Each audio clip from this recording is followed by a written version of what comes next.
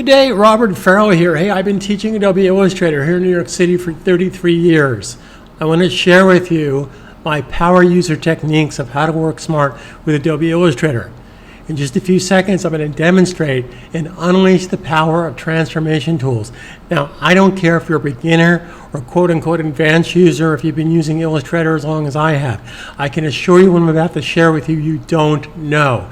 And if you want to work smart with Adobe Illustrator, you need to have these techniques under your belt. You need to know shortcuts. You need to know how to work smart the right way. So watch this.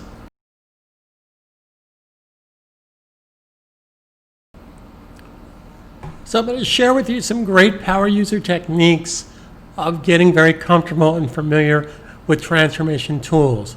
The four transformation tools, of course, are the rotation tool, the scale tool, the reflecting tool, and the shear tool. R, letter S, letter O, and unfortunately the shear tool does not have a keyboard shortcut. Now, the way I get started with any document is I always bring up my rulers, Command R under the View menu, Control R for Windows, and I'm just going to put a guide here to draw from. Now, this is a very powerful technique I'm about to share with you. Many of you are probably not doing this. I always start out my documents by hitting the letter A. The little A will select the direct selection tool. From that point on, it's not necessary to ever go back to the selection tools. So as an example, if I want to create an ellipse by hitting the L key, I'm going to create an ellipse from the center because I want to create a flower design. I'm going to hold down the Option key and create this from the center and drag up. Now, I'm defaulting to black and white, letter D. Now, I'm working with Adobe Illustrator Essentials. If you want to be on the same page, I suggest you do the same thing. Now, a second ago I said that I always start out my document by hitting the A key. From that point on, I could go back to that tool, the direct selection tool, see in the bottom left, by holding down the Command key. On Windows, I'd hold down the Control key. So if I select this, I can move this. And if I move it, I can hold down the Option key and duplicate it. And if I duplicate it, that's a form of transformation. Now, very important to understand, I don't care if you've been using Illustrator for years, decades, or you're brand new. This is an object. Anything about the object is under the Object menu. Based on these choices, I have transformed the object. What have I done? I have moved the object. Anything that falls under these categories is a form of transformation. What's not listed here is the cloning when I held down the Option key or Alt key for Windows. That's also a form of transformation. So I can repeat the transformation by hitting Command or Control D, Command D, Command D. I'm going to undo that a few times. Now, I'm going to double click and fill this with a green color because I'm about to make a green flower color. Now again, anything about the object is under the Object menu, but right now I want to switch to my Convert Direction tool, which is Shift-C. Shift key C will select the Convert to Direction Point tool. I'm going to click right here on the top and right here on the bottom. Now with the object selected, holding down the Command key to select the object, I'm going to go into the Object menu, Object, and create a gradient mesh.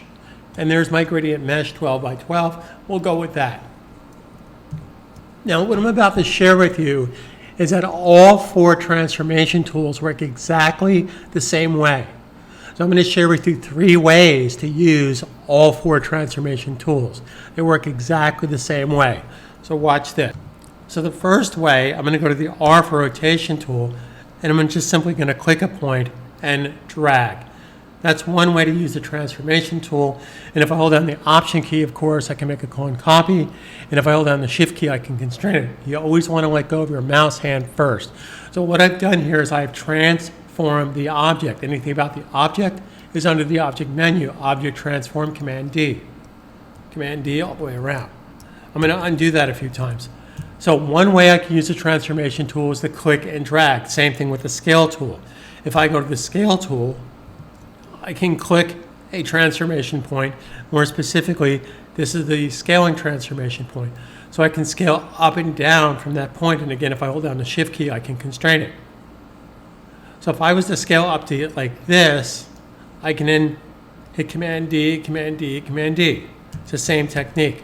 So again, to review, I can just click a point and transform. So as an example, if I go to the reflection tool, which is the letter O, I can pick a point and transform.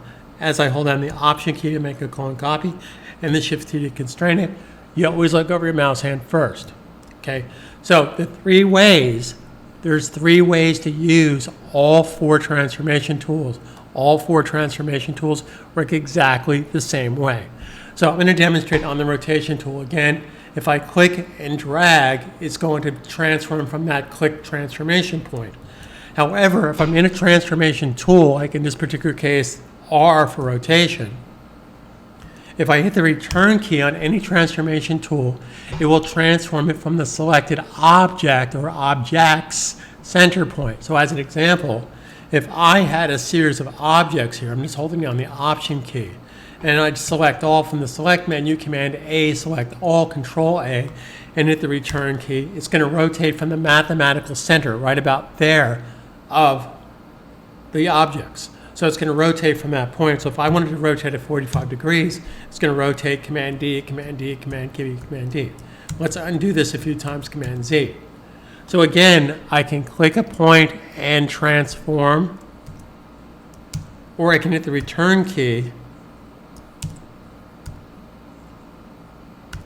and transform. And that's going to do it from the center. Now, if you want the best of both worlds, holding down the Option or the Alt key and clicking will give you the opportunity to pick your own transformation point and get a dialog box so you can communicate. So let me share with you what I'm talking about. So you'll notice that if I hold down the Option or Alt key, I get the same icon, but I get an ellipse, dot, dot, dot. Well, what does that mean? Dot, dot, dot means there's more information. So I'm going to get a dialog box. So if I wanted to rotate this at 45 degrees and make a copy, now a short key for the copy is Option Return or Alt Return on Windows. That's going to make a copy. And then I could duplicate, duplicate, duplicate, duplicate, et cetera, et cetera. Now, what if I wanted to, I'm going to hold down the space bar, grab the page, move the page. I'm going to hold down the Command key and just move this up a little bit. And I'm going to scale this down a little bit. S for scale.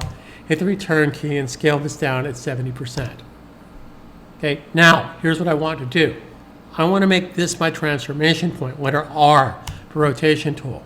Holding down the Option key Macintosh or the Alt key for Windows and click. So now I want to have 9 of these. Well, how can I figure that one out? I don't know what percentage 9 is, but Adobe Illustrator does. 360 divided by 9 and make a copy, Option Return, or I can click Copy. There's 2, 3, 4, 5, 6, 7, 8, 9. Pretty damn cool. Now if I select all again under the Select menu, Command A, and go to my Scale tool, I can now scale this down at 55% and make a copy. I'm going to hide the edges, Command H. Now if you want a gradient to be a different color, you can't simply click a color. It's going to basically make everything a solid color. So here's what you need to do. Under the Edit menu, Edit Colors, Recolor Artwork. Then I click here under Edit, lock these colors in place, and I can power shift the colors to a color that I like. And hit the return key. Now keep in mind, it's still transformation. So therefore, it's still transformation, so I can hit Command D, and Command D, and Command D. In fact, I can select all, go back to my Scale tool, S, hit the return key, scale this down at 55%, move this down here, and make my computer really sick by holding down the Option key, clicking, and let's say that I want, I don't know, 5 of these. 360 divided by 5 and make a copy. Now, these are just a few power user techniques, so please subscribe to my channel. I'm here to help you every step of the way, but nothing will happen if you choose to do nothing.